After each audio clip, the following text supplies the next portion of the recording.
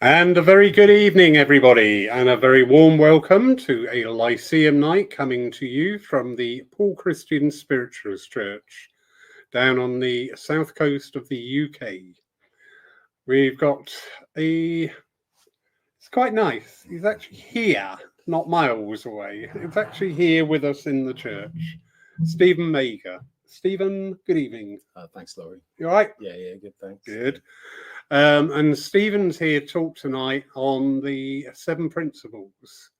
Now, before you groan and go, oh no, not again, it's really interesting.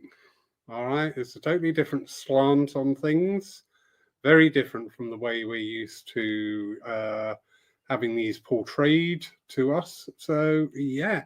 And these Lyceum nights are just that. They're evenings where we can get together, talk, bring in spiritualism and look at different subjects and talk about different subjects and debate different subjects rather than just being accepting and not challenging of things. Just go, yeah, well, why is that then? Why does that work? So, Stephen, sir, over to you. Well, there's been a lot of talk about the 7 principles, whether they're fit for purpose, whether they stand up to scrutiny in a modern era.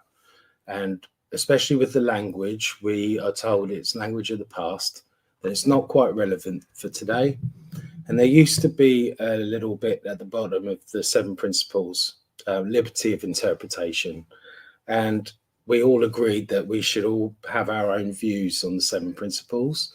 And they are used as the cornerstone of our ability to operate in the world.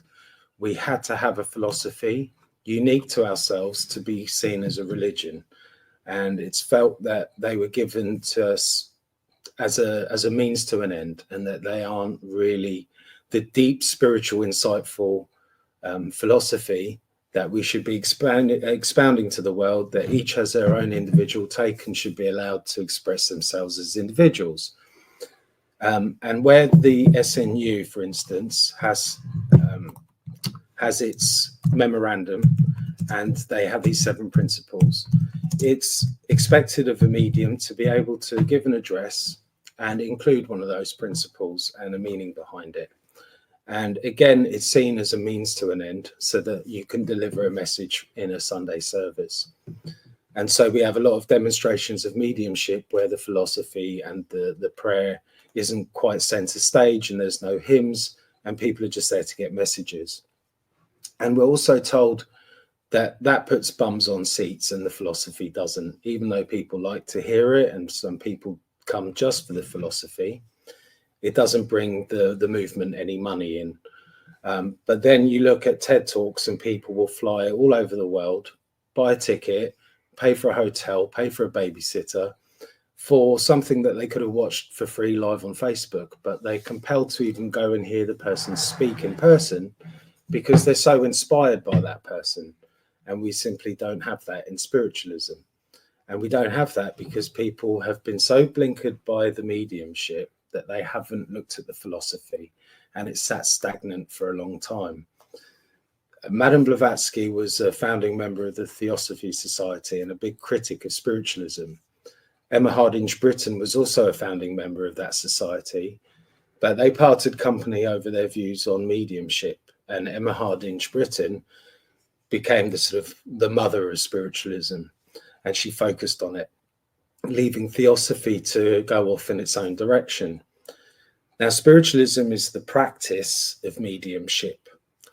Theosophy is very different. It's based on Tibetan Buddhism, but they kind of emerged out the same phenomena and went their different ways. So you'll learn a lot of philosophy through the Tibetan Buddhism, through theosophy. And in the Tibetan Buddhism, there's 7 principles. In Hindu philosophy, there's 7 principles. And throughout history, there have been 7 principles. In spiritualism, we had this emergence. And then many years later, people were trying to make sense of it all. Andrew Jackson Davis gave us a sort of 10 principles of spiritual harmony through his harmonium. And it was a way of trying to compete with the 10 commandments of spiritualism compared to other religions. And there have been many iterations of the 7 principles, But we understand that they came from the spirit realms, regardless of how they got to us and through who they got to us. They came to us through mediumship, to the movement of spiritualism. And in the ancient philosophy, this is from fire through air, through water to earth. It's incorporating the four elements through the spiritual, mental, emotional, and physical nature of man. So the energy needs to be grounded from the spirit realms into the earth. And the pathway of the seven principles shows this, this grounding. So it was given through mediumship to the movement. And when we sign up to our church, and when we accept these principles as our own philosophy, we are grounding the energy. And so a church has the principles on its wall, which connects it to the earth through the foundations. And as long as the people in that group actually study them and actually mean what they say with the principles, that energy is alive in that church. And if they don't, it won't be. And so if we're not seeing spiritualism move in any particular direction, it's because it's not whole, it's not complete. We focused on the mediumship, we focused on the healing, and we let the philosophy fall to one side. So we find it very difficult to be challenged in society. Right now, there was a Sun newspaper article taking the mickey out of us, and it was an extremely accurate piece of journalism. Can't argue with a single word. And we have to accept that we are not taken seriously because our argument can be quite weak. We've got the evidence, but the people who provide the evidence don't always seem to know the philosophy. And so when we talk to Christians, Muslims, Jews, people from other faiths who grow up with a deep understanding of their religion, we look quite weak and limp because ours is so weak and limp. No one's done any hard work on it.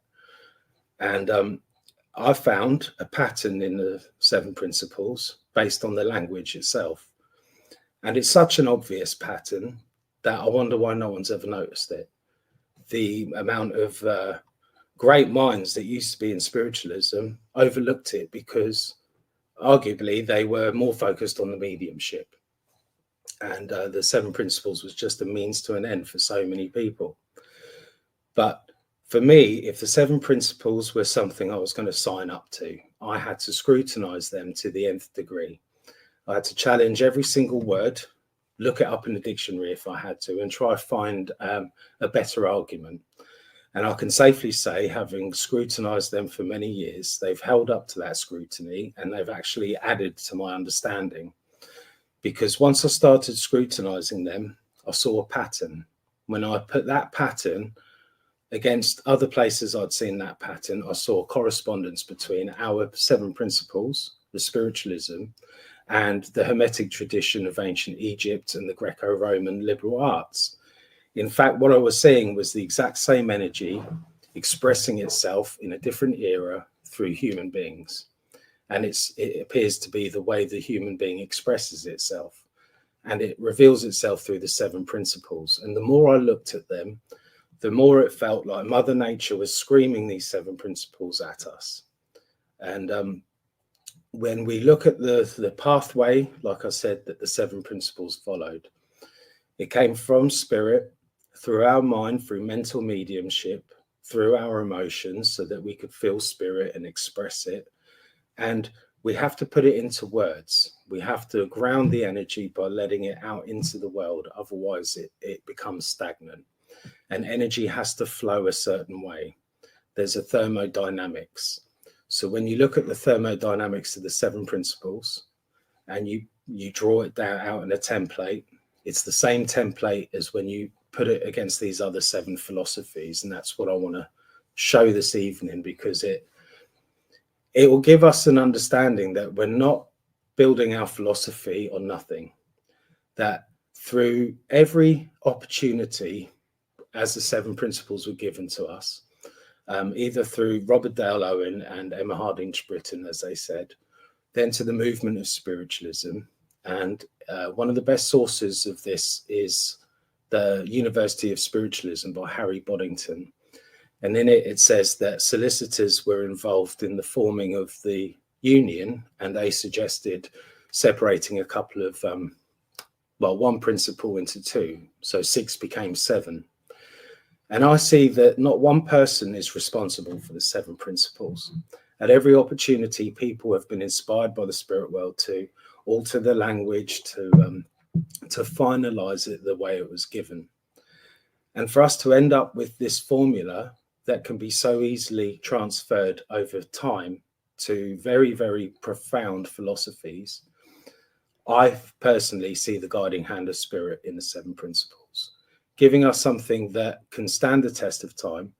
And 100 and whatever years later, the language is still current. So with the fatherhood of God, it's suggesting a patriarchal philosophy and religion. We only want the slides up.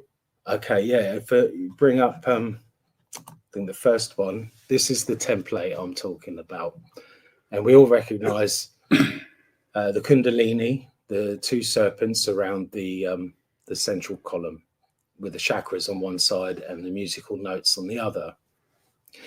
The reason I do this is because when you learn one simple template, it's like a set of keys that open up other doors. So by learning this one thing, you can learn everything through this lens. That's why it seems so important to learn music, color, and vibration, because it teaches you about the octave that we operate in, and that there are higher and lower octaves, and we are in that visible realm of 1 octave. And through the dissection of the 7 principles, I separated them into 3 higher principles that talk about the spirit, and 4 principles that talk about the soul's journey, mostly on earth. So we see a pattern emerge.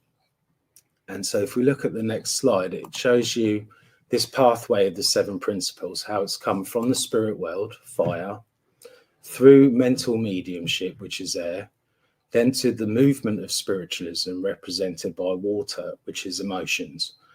And we can see that the movement, which, it's very synonymous with water, with emotion. The way we give messages, we're talking about how that feeling, we can feel that love and feel that kinship between loved ones. And through mediumship, we bring that and ground that energy to the earth.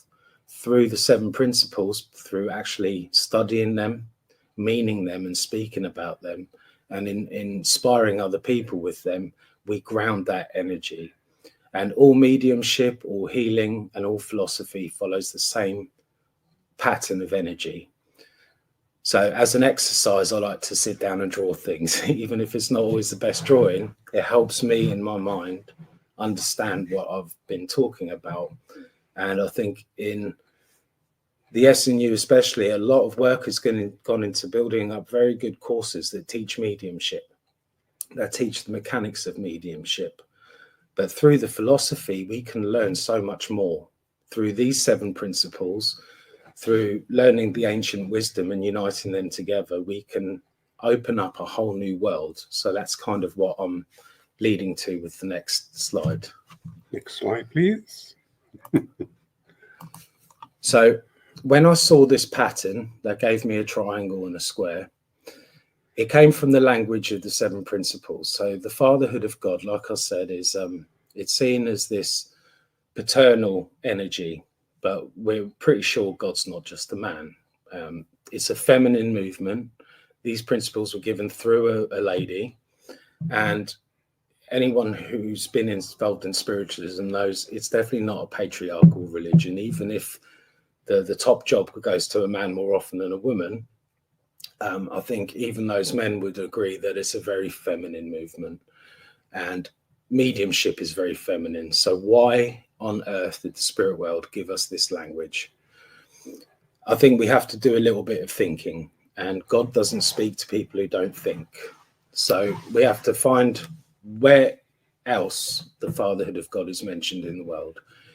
In every single religion that I've studied, the fatherhood of God is talking about light, because light is the creative power that creates life in this universe. But the universe itself is that space that allows light to create in it. Mother Nature imposes a speed limit on light. Light's limited in what's capable of doing because Mother Nature imposes laws on it. So when I look at the 7 principles, I see Mother Nature speaking them, and the feminine is not absent. She is the 7 principles. So we're compelled to look at light, and light is what we are. It's how we communicate. It's the active principle. So being the brotherhood of man, when we look at light, we know that light is either a particle or a wave. So if the individual's a particle, God is the wave, or the source behind the wave. So we all work together as one mind, even though we don't see it. So the fatherhood of God and brotherhood of man is showing that we are part of a greater whole. And we can only personify God because we're human beings. It would be pointless trying to create God into something that we can't comprehend. We have to make it comprehensible. So we look at the family, and before we used to get so offended by the language, we used to be quite comfortable with it. So really, we're talking about light, but Mother Nature is what imposes those laws on light. So the feminine is not absent in the 7 principles. We just have to think. So the third principle is the communion of spirits and the ministry of angels, which shows that there is this ability to communicate, but it also shows there's a hierarchy of being, that there are higher beings in the spirit realms that we do and can communicate with, whether they're just our loved ones, our guides or helpers, but sometimes a much higher being steps forward and makes themselves known. And I think we've all experienced that in spiritualism, so we know it's a reality. These 3 principles are talking about the spirit. The 4th principle is the first principle that talks about the human soul, continuous existence of the human soul. So this is a very individual, personal perspective. It's about you and your eternal nature. This is the key principle that regarding evidential mediumship, because evidential mediumship is what proves this principle. The 5th principle of personal responsibility, and the 6th principle of compensation, retribution hereafter for all the good and evil deeds done on earth. Apparently it was these 2 principles that were one, and under advice of solicitors, they were separated and made individual. I've also heard a radio interview with Sir Ernest Oaten, and he said the communion of spirits and the ministry of saints, or communion with saints and the ministry of angels.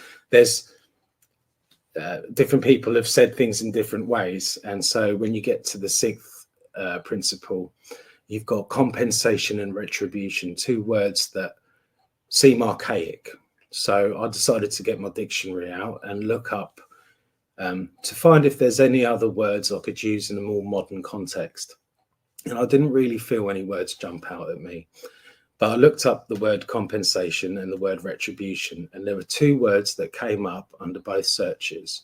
One was repayment and the other one was recompense. Well, recompense is just saying compensation in a different way, and repayment is more about financial things and not spiritual ethics.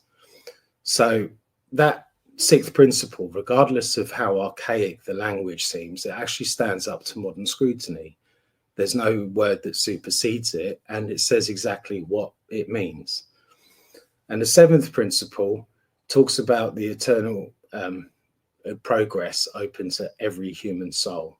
So the 4th one talks about the individual, but the 7th talks about the collective. So it brings us full circle.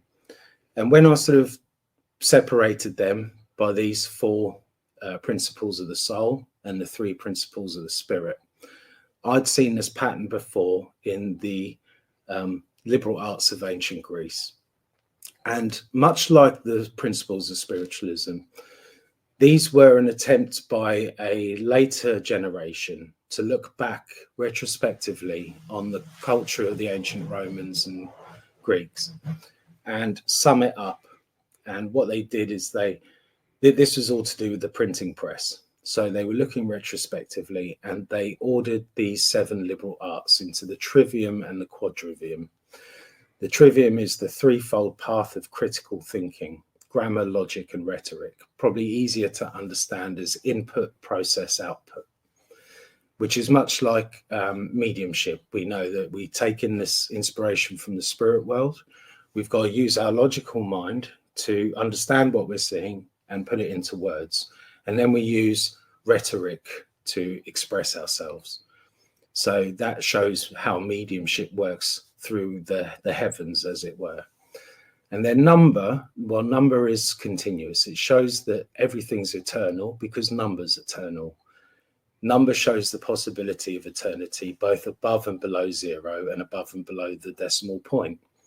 And so we can see that eternity in nature through this philosophy, and we can see that eternity through the continuous existence of the human soul.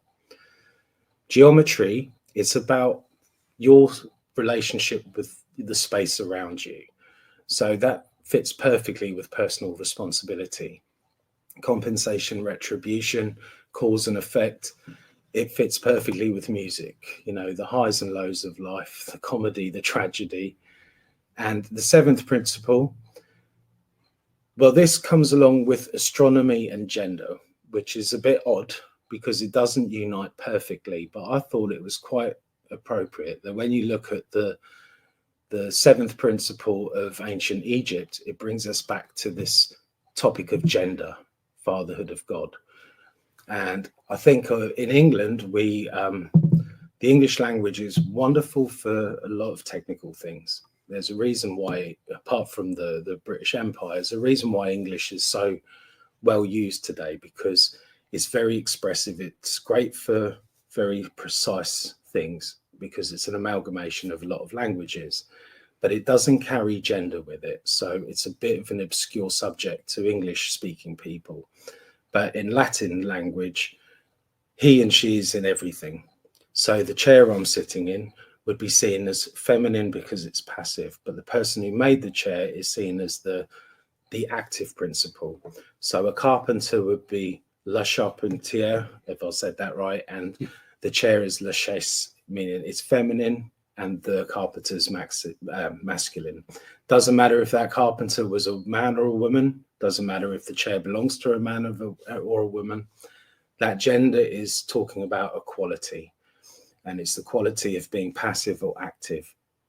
And if you look in any group of people, and I think about the Chilean miners when they were first buried under the ground, the alpha male had to step forward and say, right, we're going to dig ourselves out of here. We're going to get ourselves out of this situation, and I'm going to be hard on people to get them to do it. That person probably grew up in a male-dominated society, brought up by an alpha male themselves and mimicked and became that person. But after a couple of days, that leadership wasn't useful, and a new leader had to emerge. One who had grown up in a more feminine environment, was more nurturing. So even though they were a hardened miner, a tough guy, they were able to use their feminine qualities in that situation where that leadership needed to be used. And I think if those miners were all female, they would have had the same kind of leadership needs and necessity. A woman who would be the alpha would try to dig themselves out of trouble. And then when they realized that that wasn't going to help, a more nurturing matriarchal person would step forward and fill that role, whether they're male or female, because the soul is neither male or female, but both at the same time. And so like our sixth principle, it allows for reincarnation. Reincarnation's been proven. So it's there in our principles. It's there. It can be challenged, but proven to be true through our principles and through the other sets of principles. I think it's quite empowering to know that what we have built our philosophy on, it's the same energy that built the pyramids, which is still there. It's the same. If you go to a church and you look down through the layers of strata, you'll see that church was built on a much more ancient temple, which again was built on whatever was originally there that they found so sacred. And so we are building our own temple on top of the temples that came before us. It's the same energy. It's just expressing itself in a modern era. And so if we go to the next one, it's a closer look at the 7 liberal arts of ancient Greece. I show this thermodynamic because in the 7 principles of spiritualism, if you try to take those principles and put them in any other order, they don't really work. They work best in the order that they're given. And the same is true for these 7 liberal arts. Like I say, grammar is the word of God. Every I dotted, every T crossed. It's perfect in the way it is. Logic is how we process information, and rhetoric is how we express it. And because in our culture we read and write top to bottom, left to right, I've gone and used this as the thermodynamics. So if you see, I've gone from grammar to logic to rhetoric. Then I've crossed this divide to the quadrivium, to number. Number is the root of everything. Geometry is number in space. Music is number in time. And astronomy is number in space and time, which is why this sums up the quadrivium. It's the sort of sciences with which we can measure our place in the world. And these higher 3 principles is how we use critical thinking to do that. I've found that there's a couple of books, and I'm just going to hold them up. I'm not going to get into them and read them, but it's the trivium and the quadrivium. And if you want to give your children or yourself a decent home education into the classical arts, don't be put off by big books.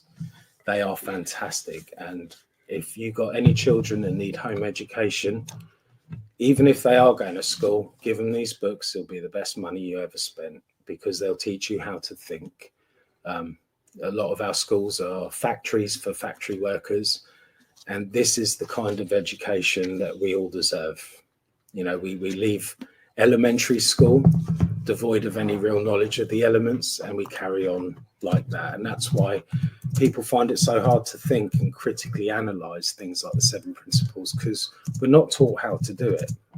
I was lucky enough to have the time and the enthusiasm to do it a different way, and I found all these wonderful tools at our disposal, and the 7 principles empowered me to do that.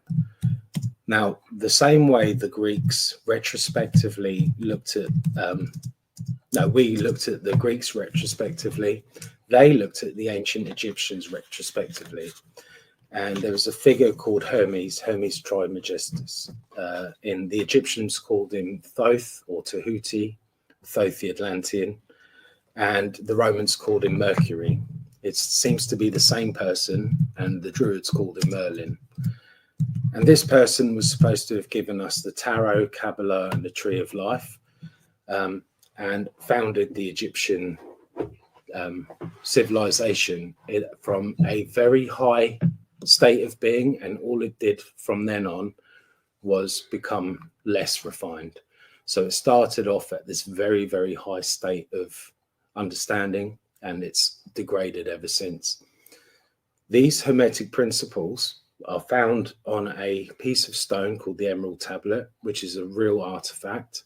Sir Isaac Newton translated it, and I would highly suggest you read that at some point in your life. It's talking about alchemy and the alchemy of the soul. And what can be gleaned from that are these 7 principles of the Hermetic tradition, which the Greeks, having developed this wonderful 7 liberal arts, they all were inspired by ancient Egypt. So if you could just pop to the next slide. Certainly. I'm glad I have a function. Excuse my enthusiastic drawing. If anyone's really interested, there's 33 bricks on the lower one and 9 rows on the higher one. But through the Hermetic tradition, we learn that all is mind, mentalism. Everything corresponds as above, so below. And if you look at the energy pattern of a cell to the energy pattern of an atom, to that of a planet, a moon, someone's aura, a galaxy, a solar system, it's the same energy pattern. It's a toroidal field of energy. And at the center of it is this sort of double helix of energy. And we see that in our DNA, and we see that in our philosophy here as well. From the first slide, you'll see the 2 snakes. Well, in this temple, you've got these ancient principles that have stood up to the test of time. the law of correspondence, the law of vibration, polarity, rhythm, cause and effect, and gender. And this was the Greeks' way of summarizing what they learned from the ancient Egyptian culture. So when we look back at our principles, not only do they stand up to scrutiny, we can tell that they're part of the same energy that's going to be true no matter how much time passes and no matter where you are in the universe.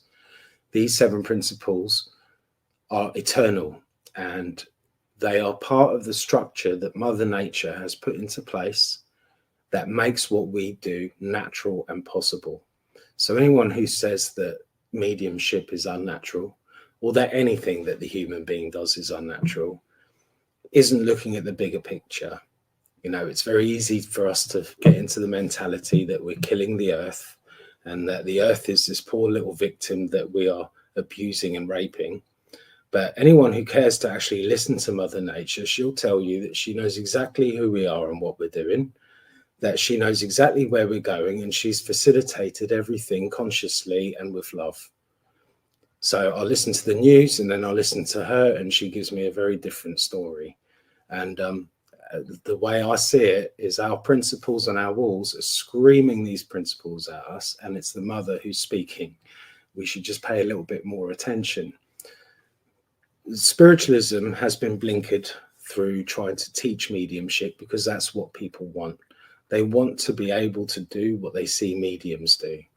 If they saw mediums make sense of the difficult and complex, if they show great insight into what they've learned from mediumship, I think people will be equally, if not more, impressed and would happily pay for hotels, babysitters, flights, just to hear someone make sense of something to them.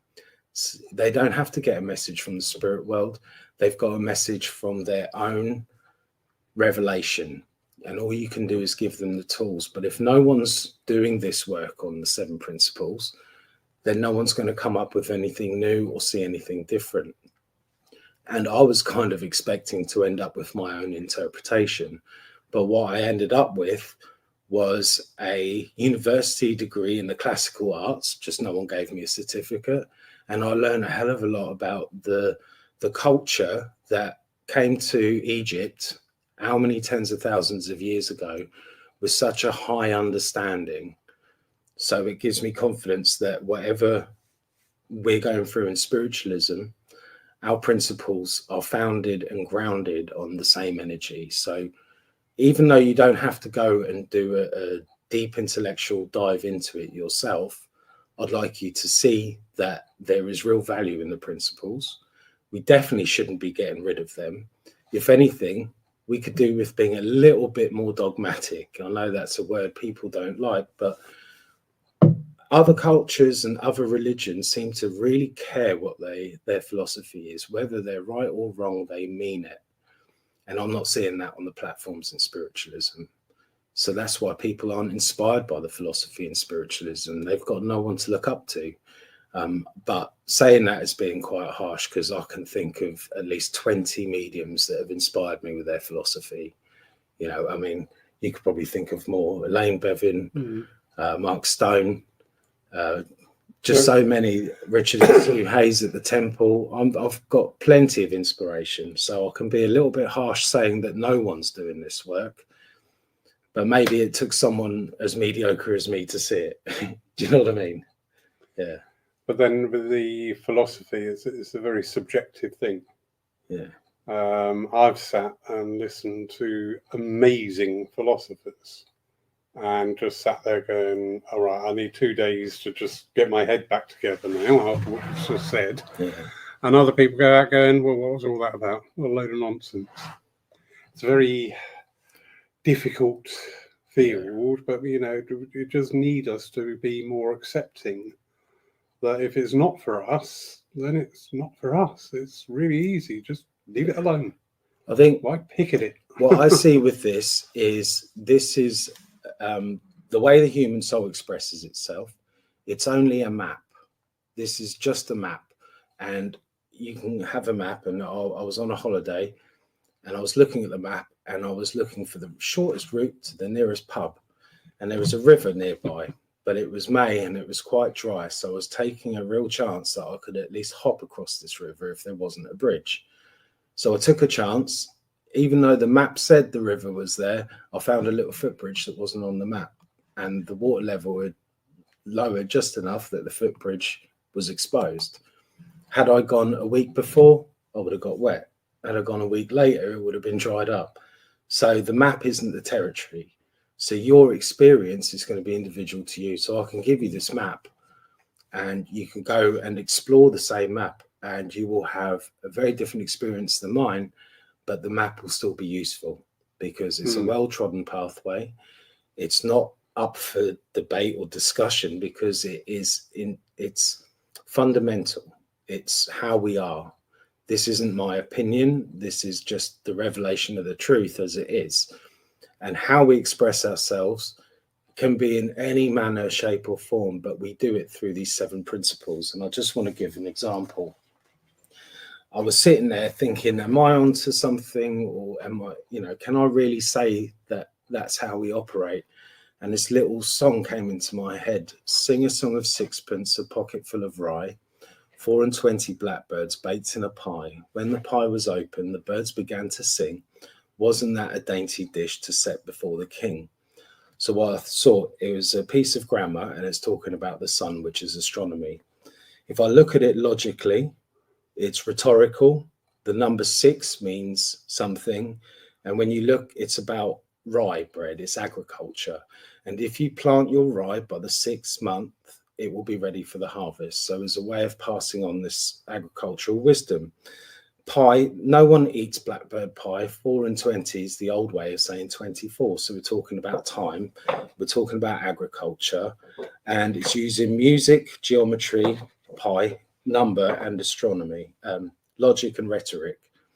So it was a perfect example of how the human soul expresses itself and how it does through these 7 principles in every way, shape, or form. And it was like my little underlining, okay, I'm not crazy. I can work on this and maybe one day try and get it across to someone without looking like a lunatic. But just, one of the things I find really important is to get a piece of paper and a pen and write down your thoughts. Read them back to yourself and make sure you're not crazy. Make sure that you can say it to someone else and they're going to get it. And then when you get feedback saying, I didn't understand that, learn to tell it in such a way that it makes sense, that it's true, and that it's useful. And the 7 principles, they're true, they're good, and they're useful. They should be out there in the world, and we should be shouting them from the rooftops, but we have to mean it, and we have to know what they mean. And that's my soapbox. Well, that was the longest introduction ever. Good. I have no idea even where to start. I really don't. I have taken in an awful lot of what you said. I've loved an awful lot of what you said. It's so nice to hear pussycats. It's so nice to hear positive, positive comment on our movement and the strength of our philosophy. It is really true. You compared earlier and said about the major orthodox religions, and it is so true because they're brought up within that religion. Yeah. Well, you can get a doctorate in theology, highly respected. Bishops sit in the House of Lords. Yeah. You can, I think it's Church of England is Cambridge, Roman Catholic is Oxford. You go and get your theology degree at the same universities where you get your physics degree. They seem like 2 polar opposites, but really they're 2 halves of the same whole. And I think theosophy would have been the other half of spiritualism, but it went so far down the Tibetan Buddhist road, and that's where it was meant to go because that's where its source was.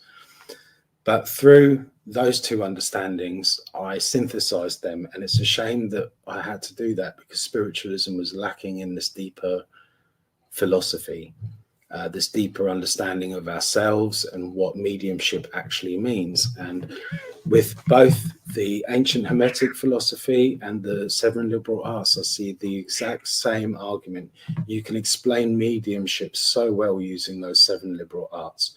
You can use just that template to teach mediumship, life, and everything in it. And I think the seven Hermetic principles are more like my cosmology. The seven liberal arts is how I understand the world and higher concepts, but the seven principles explains the soul's journey in the afterlife. And if you think the ancient Egyptians, that's all they were interested in. The soul was all powerful to them. Yeah. And that symbol that I showed, the two snakes wrapped around the two shapes, comes from the caduceus, which it's the bit you can, and when it's just in a single pole, might be a bit graphic for people who are having their dinner, but the Egyptians were great anatomists, and they used to explore the human body after post-death because they believed there was great value in it. So the afterlife means a lot of different things to them. Not only is it the soul's journey, but it's the body's journey, and they're very intricate in the way they understood things. And so when they opened up the human body, they would see the spinal column. Wrapped around that spinal column would be the arterial system and the nervous system. In the arteries, blood that is full of oxygen is being pumped around to supply oxygen would be red, and the blood moving back to the lungs would be blue because it's deoxygenated. So that's where this blue and red comes from a purely physical point of view. But in the metaphysical sense, infrared's the lowest ebb of our visible spectrum, and ultraviolet blue is at the higher. And so in the Hindu tradition, these snakes are Ida and Pingala around the Sushumna. Hello. And in our tradition, we understand the Kundalini as a meditative tool for yoga, but it's also hand in hand with our philosophy when we look at it this way. I think that's my cue to let you talk, Laurie. No, that was it. Yeah. But I just think we have this amazing philosophy. We don't have to carry the symbolism with, but when the Egyptians gave us this, it had a physical aspect as well as a spiritual aspect. The wings you see at the top, the cherubim, well, these are the right and left hemisphere of the brain, and the pineal gland is what I've put the SNU logo on there.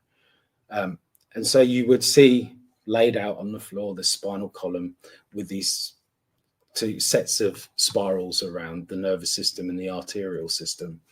So if you really want to go a bit deeper in the Bible, in Genesis, the Garden of Eden had two trees that were mentioned, the tree of life and the tree of knowledge of good and evil.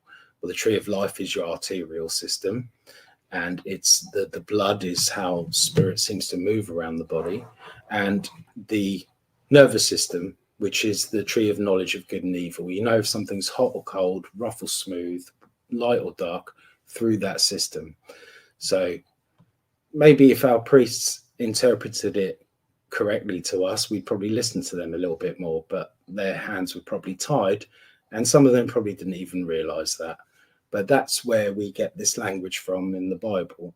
It's a way of talking about what's inside us without having to explore it ourselves. People did it for us thousands of years ago in ancient Egypt, and much of our scriptures is based on their studies of the human body, the human soul, and the human spirit, because that's all they seem to care about. People like to say that they were slave drivers and only interested in power. But if you remember the crook and the flail, this is used as, this is how they used to be slave drivers, but they were cattle herders. And you used to keep your cattle in the herd using the crook and then beat away the carnal beasts with the flail. And these are your thoughts. You're the shepherd of your thoughts, your mind. And that sounds more like the ancient Egyptians, because their culture was not about slave driving. They managed to get those buildings built. And we've seen that through archaeology that most of the people we call slaves were well looked after. Dentistry, even brain surgery was performed on the people that built those temples. That doesn't sound like slaves to me. They were well-fed artisans who built with love and care and precision. And I just feel a connection to them because that was us. You know, our civilizations, they rise and they fall. But what's left over from the Egyptian period, what's left over from the Greco-Roman period, happens to be exactly the same as what we've got in spiritualism. You know, so the more I look at the 7 principles, the more they scream at me that they're here to stay and that we should focus on them as much as we focus on our mediumship, as much as we focus on our healing. No more, no less. It's part of the whole package. You know, there's 3 pillars in the spiritualist temple: mediumship, healing, and philosophy. And if one of them's weak, the temple falls down. Yeah, very true. Very true. Because it's become, isn't it, the saying of the principle is almost like a mantra now. It's just where we repeat things. I can still remember the 12 tons table from school. 12 12s are 144. Yeah. That doesn't make me intelligent. It doesn't make me a mathematician. It just makes that I can remember things. Yeah. Why do 12 12s make 144? I've got no idea. Thing is, but they do. I can see why in the schooling system, the national curriculum has to standardize everything. Everyone has to be speaking from the same page. And in SNU spiritualism, I can see every decision that's made, every move that's made as being an insightful collective agreement on the circumstances they have with them at the time. And they haven't been presented with a different view. So why criticize them for not having a different view? You can't criticize. It's so easy to criticize in-house the way we do, when really we should stop criticizing each other and saying, because no offense to all you lovely tutors, but I've not seen the fruits of your labor change spiritualism in any way, shape or form. I just see more mechanics of mediumship, you know, which, in my own opinion, you can't teach mediumship. Mediumship emerges. You have to set an example. And by giving your own biography, it's useful to other people. But I think in the last however many decades, all we've ever got is biographical answers to questions.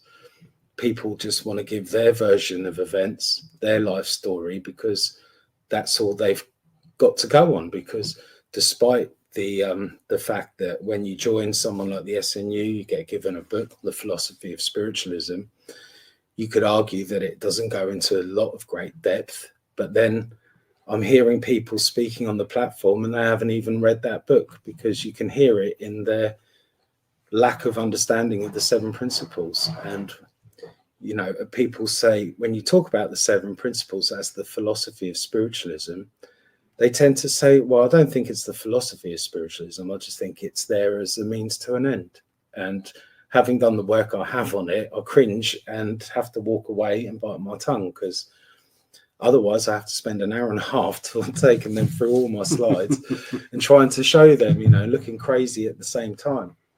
So I think even though we can't all be expected to stand up on a platform and in 15 minutes show everything I've shown tonight, I just think that we should do our own personal work like this. And then when we do go up on the platform, learn to say it so simply that they can't help but remember what you said when you went home. That eventually we will create the kind of speakers and philosophers that people will fly halfway around the world to hear speak and maybe even get a message from. But I think we could be filling our churches because of the philosophy itself is strong enough. And I think I've demonstrated that. And I hope that someone picks up on what I've said, improves on it, and shows me what I've missed, because I'm willing to learn. I want to be the idiot in the room. I don't want to be the genius in the room. That's my job. No, you see, we've got reflections of the past here and reflections also of recent conversations. when we go back to the 30s. And you know what? I'm beginning to avoid quoting the pioneers now. I'm beginning to avoid assessing everything we do against the standard of that day, because I think we have got some amazing demonstrators, amazing tutors, amazing church leaders in whatever respect. And you know what? I think it's getting a bit tiresome for people to be constantly, but Gordon Higginson did this. But so and so did that. And I think it brings in a negative energy to me. Yeah, you know, I do feel that Gordon Higginson's name is mentioned a hell of a lot for someone who isn't here anymore, and his legacy is fantastic. I don't mean to be critical, but no. I have been sorely disappointed by my own visits to physical mediums and watching the next morning as people who I respect join in on the ludicrous reports that I read, and I was there and did not see what you saw. That looked like a mask fall on the floor to me. Again, that's the subjective and side. People don't say anything because in those environments they're not searched properly. I don't care what anyone says. Wait, why is no one prepared to die for this movement anymore? Why is everyone so scared of being hurt? Also, did you know that it's dangerous? Well, so what? You get 70 plus years on this earth. Are you really? How long are you going to wait? But I'm forgiving with that, because I remember the healing sessions on a Saturday morning at my church. We're all looking forward to it. We've got 7 beds, 7 healers all ready to serve. We all do that first healing, and at least 3 of the healers will want a cup of tea after the first one.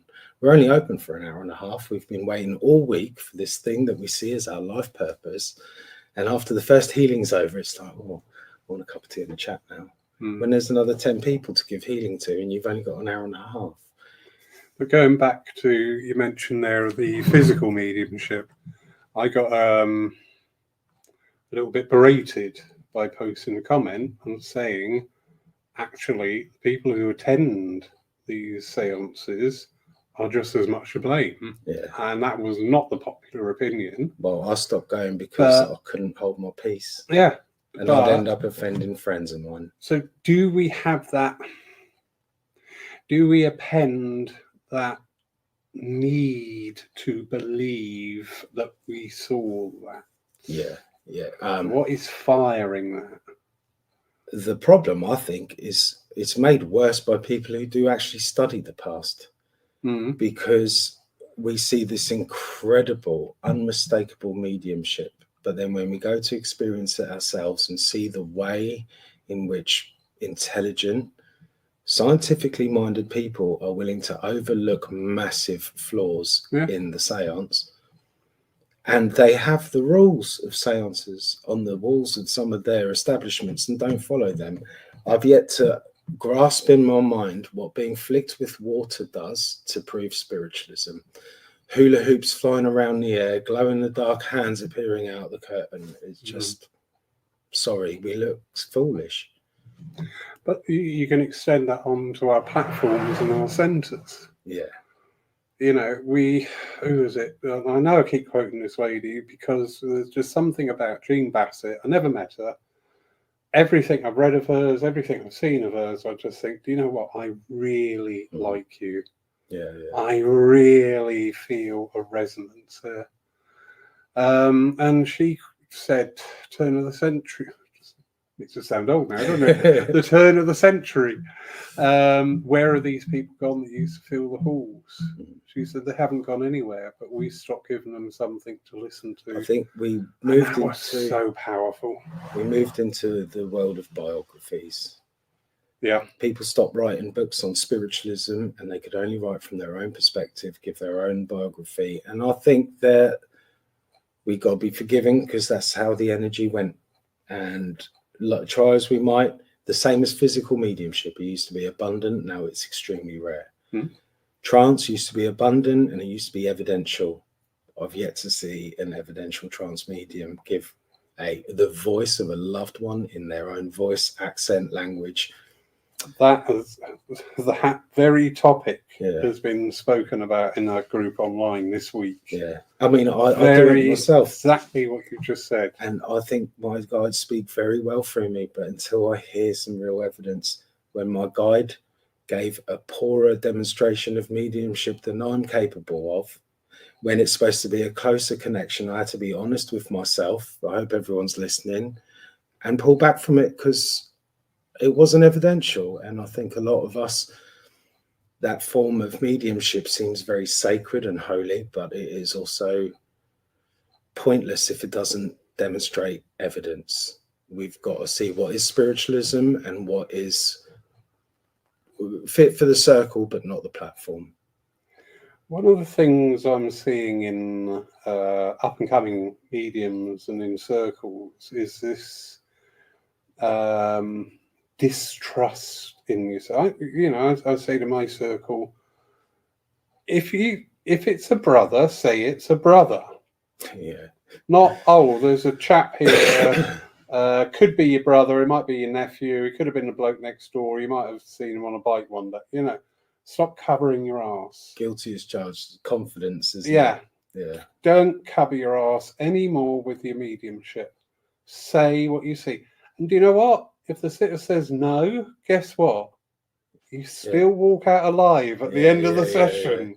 And the next thing the roof doesn't cave in. And the next thing you might give might be a very quality piece of evidence. You should never let it, you just move on. You've got it wrong, move on. It's fine. Yeah. The spirit world is still with you. And these 7 principles, the philosophy gives you confidence. It gives you a different level of confidence in what you're doing because you feel that powerful support from God, no less God. Mm-hmm. Because, like I say, this is Mother Nature screaming these principles at us from the walls of our churches.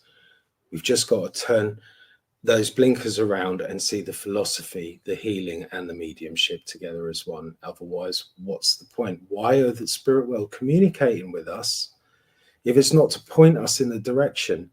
And so much of the message is sometimes hidden, for want of a better, I'll see a grandfather come through and then show me himself in his 20s. Why? Well, the person I'm talking to is in their 20s and going through what he went through. There's more to the message if you look deeper into it. And when you study other philosophies and study our own philosophy, it helps you look at things more deeply and you'll glean far more from your mediumship than you did before. It's the same flash of images, but your insight and your ability to dissect that and move with it and get that message correct is improved by improving every other part of your being. And our philosophy does that. And when you investigate the philosophy, you just said a really good, to me, key phrase there about digging into it more. And this is what we teach in the evidential mediumship. Don't just say, oh, they show me a glass, they show me a white box, they show me a plant. Everything you've just been shown has got a reason. Yeah. It's not a random act. Yeah. They're not spirit aren't sat there with a bag of stuff. Oh, here you go. We're dealing with a higher intelligence. Exactly. And when we get into the philosophy side of spiritualism and the healing side of spiritualism, these are all acts of mediumship. Yeah. And this is what I am constantly banging on with my circles to the point of, I think if they hear it one more time, they're going to cry. Well, boo-hoo, get on with it. If you improve every facet of your mediumship and stop this assignation of medium is somebody who talks to the dead. Medium is the interface. I think let's be more constructive with our language. Whenever I've read spiritualist books, Harry Edwards especially does this, the repetitive nature of what they say certain things over and over and over and over again, not because they made a mistake, just because of how important they are. And they are simple and they are effective and they are humble. And, again, with trance, there's a point where he says, and sorry if I'm paraphrasing, I think it's in his 30 years a healer, he said, he thought that he had to be in trance so people believed it. Yeah. And he realized that wasn't true. And then when he dropped that, his healing improved. This thing with trance, it's great, but the philosophy is not changing. We're waiting to be spoon-fed philosophy from the spirit world when it's on the walls of our church already. Yeah. And we're ignoring one and expecting trance to give us everything, and it's giving us nothing. And I say that with a lot of love and respect for my guides, for trance circles. I do have I'm not saying they're disingenuous at all. I know they're not. I know most of those wonderful trance mediums are honest, and their guides are giving us some lovely, loving philosophy. But it's up to us to use our earthly experiences, our knowledge, and awareness. Use these systems that are out there that maybe weren't given to us at school but should have been done, and learn to dissect the world and our mediumship inwardly and outwardly, because I've always talked about gnosis is the sixth sense, it's revelation. You have to have incorrect knowledge and experience to know the value of the correct knowledge and experience. Yeah. And when you've got correct knowledge and experience outwardly and correct knowledge and experience inwardly, you gain wisdom and revelation. And I always say, God's given us everything we need. You don't get a gift from God. You've already got it. The only thing you'll get from God is revelation. In all the scriptures throughout the world, it's the same. But that revelation's that spiritual gold that we're after. And we only get that through study, effort, and reflection. And philosophy is that reflection. Yeah. So, lovely Margaret Challenger, and agree wholeheartedly.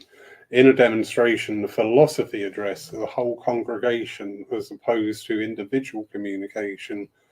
Exactly. So why aren't we making more of it? Why are we not utilizing that opportunity to really deliver? Do we not engage with the spirit world like we used to? Is just something that's coming into my brain now. As a trance medium, now I know you've worked in the state of trance. Do you go into trance going, okay, spirit world, speak through me? Or would you go through the spirit world and go, do you know what? We need to hear about this. This is really relevant in our role today, and go. Well, I can only say that what I've done this evening has been what they've been prompting me to say. The only time I've ever sat for trance, I knew I was going to. It was part of a group, but there was a bit of a selfish aspect to it. Yeah. And I mean that with a lot of respect to everyone else. That's the same energy I see in a lot of other. It's this idea that it's a higher form of mediumship, so therefore you should attain it. Now, not everyone's a decent footballer, not everyone's a born golfer, not everyone's a born artist or singer or whatever. Mediumship may be something you're born with, and if you're not born with it, well, you can try, or maybe you can develop it. But when it comes to trance and physical, that's definitely something you're born with. You can't develop it. And I won't argue with anyone on that subject. You're free to your own opinion, but I smell something not quite right in spiritualism if trance is not bringing evidence. Yeah. And if the greatest trance mediums are not bringing through evidential mediumship of loved ones, then what's going on? But again, I want to get back to the pull apart. Is that because we go into trance? I know, get the right words. Do we go into our trance mediumship passive, going, come on, spirit world, use me? Well, rather than going in there, what it should be as an equal partnership, saying to the spirit world, do you know what? At the moment, there's a lot of fear. Talk about that. I want to hear your thoughts on how we can manage our fear today. Well, I've heard people give trance demonstrations telling everyone they should go out and get the jab or not. And I'm like, no, the spirit world won't tell you none of that. And again, it's always going to be coloured by the mind of the medium. However, I've heard just recently about a medium in Chichester Nothing to do with... don't know people. Or I know, I won't name. It doesn't matter. Well, right, yeah, thank you. This person, unless they're here to defend themselves. well, this person never goes to any churches, and I've heard the most amazing things about them going into trance and giving such good evidence, the mannerisms, the face changing, good transfiguration. So I believe it's happening. I've seen it with certain mediums. I won't name them, but I've watched brilliant transfiguration take place in front of me. The next morning, like a dream, it wasn't as fresh in my mind. And a few weeks later, I'm not sure what I saw. Yeah. But on that night, I saw the most amazing transfiguration, physical mediumship of the highest order. But the next morning, I wasn't so sure. 6 weeks later, I'm not putting no money on it, you know? And if it's having that kind of effect on me, then is it real? Because when something has a last, you have so many dreams in your life, but there are some dreams you never forget. And certain demonstrations of mediumship, trance mediumship as well, I will never forget for how powerful, spiritual and wonderful they were. So I'm not saying we should stop trance, but I'd like to see the evidence. And if people are bringing that evidence outside of our churches, and it's only people who have said maybe they were exaggerating, like lots of our spiritualists exaggerate because they don't want to look like they weren't involved in the group, like they missed the energy. Everyone else saw something I didn't. I must have been mistaken. So it's out there. I'd never put a limit on what spirit is capable of doing with us. You just can't. But we've also got to be really honest. But also, what about the spirit world's thoughts on this? Because this tracks back to when you were talking about physical mediumship, when you're talking about trance mediumship. You know, let's be honest, there's cases of people holding a seance, 50 people, 80, £100 a head, twice a week. I always say, what does the spirit world say about that? I think this is to me, spiritualism is an experience, and we should be open to that experience. From the minute we walk in the door, everything is the experience, and enjoy that experience. Don't sit there like, come on, entertain me. I think at times like this, we need to look for leadership role models. And the one that was given to us in our age, arguably, was Jesus. We can cherry pick from the Bible and the New Testament all we want. But there's a section where he tells his disciples what he wants from them. Go out, heal the sick amongst them, cast out demons, raise the dead, mediumship, casting out demons. Well, that's helping people deal with addictions. That's just the language they used at the time. And freely it was given, so freely you shall give it. You know, and he elaborates in another verse where he says, eat what they put in front of you. I've gone to, when I was a vegetarian, I'll be going to spiritualist churches. Would you like a sandwich afterwards? Yes. You vegetarian? Yes. Do you eat ham? Yes. I'll eat whatever you put in front of me because it's spiritual food. It's not a fish sandwich. Anyway, Margaret Challenger, do you think that the student isn't aware, not taught, that receiving inspirational communication, philosophy, trance is a very natural process, but because the medium isn't giving a message, they shy away from any form of philosophy or trance? So, yeah, are we putting the emphasis on the evidential mediumship? Is probably a fair synopsis of that. Yes, I mean, with trance, when the spirit world speak in trance, 9 times out of 10, there's a flow. There's no ums or ahs. They came prepared. They knew what they were going to say, and it only adds. That in itself is fairly evidential to me. So I'm not completely poo-pooing it. I've seen one of our local trance mediums sit there for 2.5 hours, continual flow of talk, no hesitation, cough, drink of water, nothing. Yeah.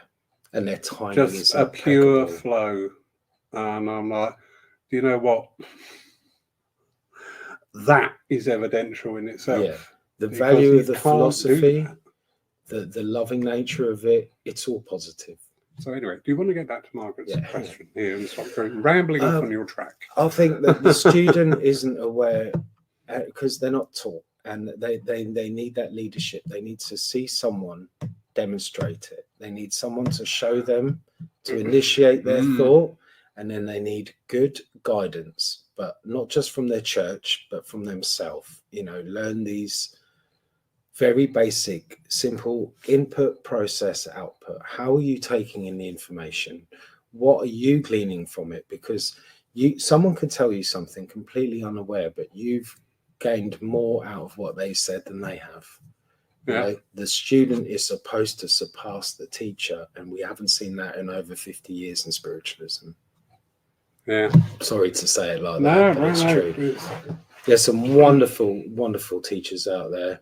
A lot of the ministers and the tutors at the Arthur Findlay College, I've seen them demonstrate, and I've met them. They're lovely. But there's also this very repetitive nature. And without putting too fine a point on it, when I did the healing courses and you do a assessment day, there's a point where you are asked to sense the guide working with the healer. And not many people who do healing sit in circle for any period of time and can actually differentiate their guide from another. And I thought, this is one of those points where in the literature, to the letter of the law, you can't get past this point unless you have passed this test, as it were. But the person testing you hasn't passed the test themselves. They're not trained as mediums to be aware at such a deep level. But it's fine, because the more healers we have, the spirit world work with them. So it's like this. I'm trying to think of the word.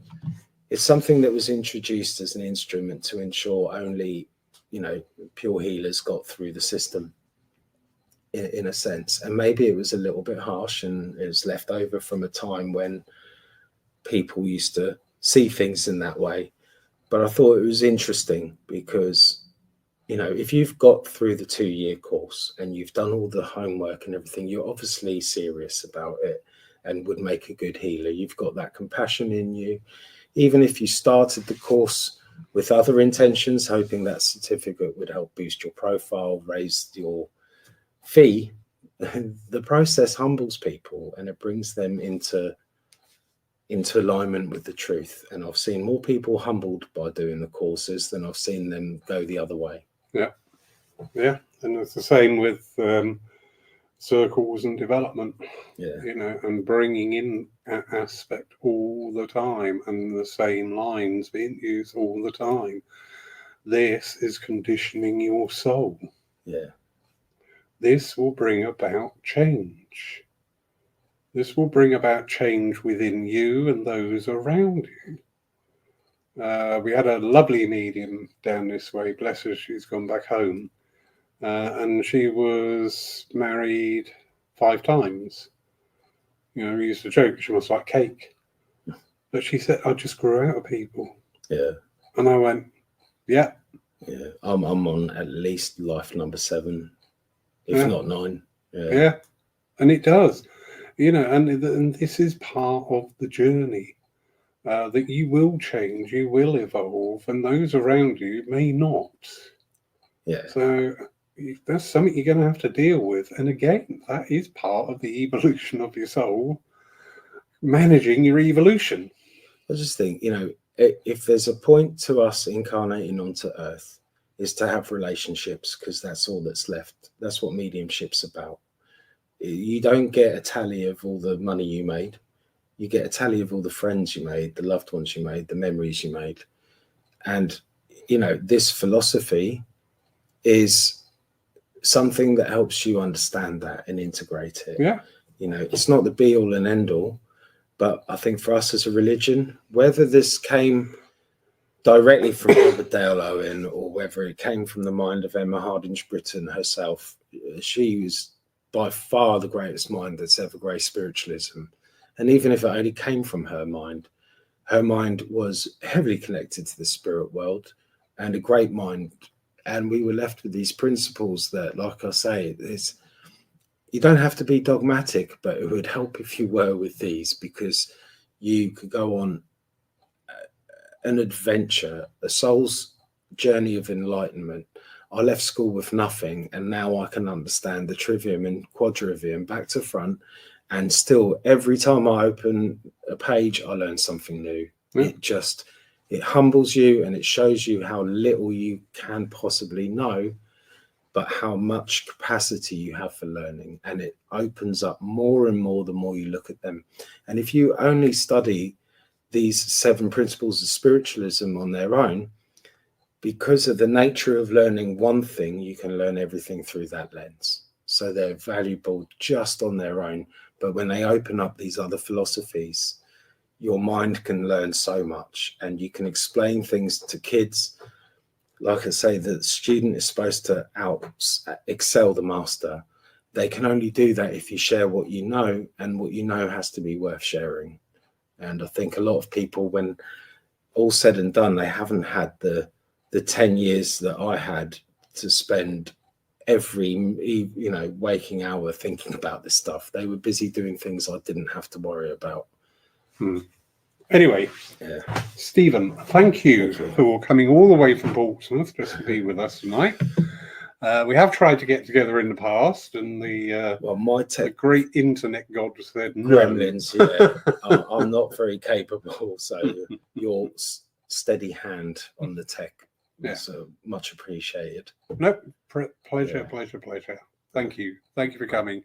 Thank you everybody for joining us tonight. Those of you who wish, tomorrow morning at 11 a.m. BST, we have our live service live from here. That'll be on Facebook and YouTube. And we have 3 students from the development circles here who will be taking yet another step out into working medium status. And they are doing the reading and philosophy. And I was so happy when they said they were going to do that. I was like, yes. So good luck to them. They don't need luck. They don't need luck. They don't need luck. They're on their path, and that's great. In the meantime, thank you, everybody. Thank you, Laurie. And thank you, Stephen. And thank you, Kat, wherever she is. Have a wonderful evening. I'm going to have to sit and watch that again and again and again. It's worth it. And still go, okay. If anyone does have any questions and want to message me, I'm more than happy to message back. Keep it simple. Yeah. But I don't want anyone to feel that this philosophy sounds so daunting, because when you break it down, it's really simple. I've started calling it inspirational speaking, because the philosophy word, you can see, galvanizes people into a state of rigidity. I loved it when you said the F word. Yeah. Being a Stephen, I really like that. Yeah. But when you say philosophy, you can just see it in people's eyes. They just go, or they glaze over. But, just bringing in a little bit of modern speak. Hark at me, all hip and trendy. But if you say the inspirational talk, it actually hasn't got that fear factor. And I know, because when I started off, my teacher said to me, "You've got to learn philosophy." So I'm getting all these books and going, "Well, that's rubbish. No, can't go along with that." And it took me a year to realise how you start on that journey. And I went, "Oh, why didn't somebody tell me?" And she turned around and she said, "If I told you, you wouldn't have learned it." And I went, if I just hold on. Sorry, I know Laurie did say I've always got one more thing. Yes. But I just basically simplified the 7 principles to one word for meaning. For me, the fatherhood of God just meant deity. The brotherhood of man meant family. And again, community, the individual, personal responsibilities about ownership, balance, and we all come together as one. We can simplify them that easily. It doesn't have to be daunting. You just have to do a little bit of work, think a little bit, write down your thoughts, and share them, because people genuinely are inspired by other people who have had insights into themselves, because we're all looking for the answers to our great mystery of ourselves. Yeah. And when other people seem to have answered it in themselves, their ability to inspire other people to get through those difficult phases of their life and their development, it's priceless. Yeah, and getting this over to aspiring mediums and working medium. You're not here to deliver messages. You're here to live a life. You're here to make the same ups as everybody else, and how you deal with them, and how you move on, and how you. But through your spiritual and your soul development, that's going to have a profound implication on how you deal with something. Yeah. It's going to have a profound implication on how you respond to things. And it can be really uncomfortable. Yeah, I mean, but it's hard work, but it's worth working at it. Anyway, shut up. Thank you, everybody. So nice to see so many people on. Thank you. Oh, you're international, dear. Oh, well, look at you. Yes. Have a great night, everybody. And yeah, just enjoy life, because do you know what? If we can't enjoy it,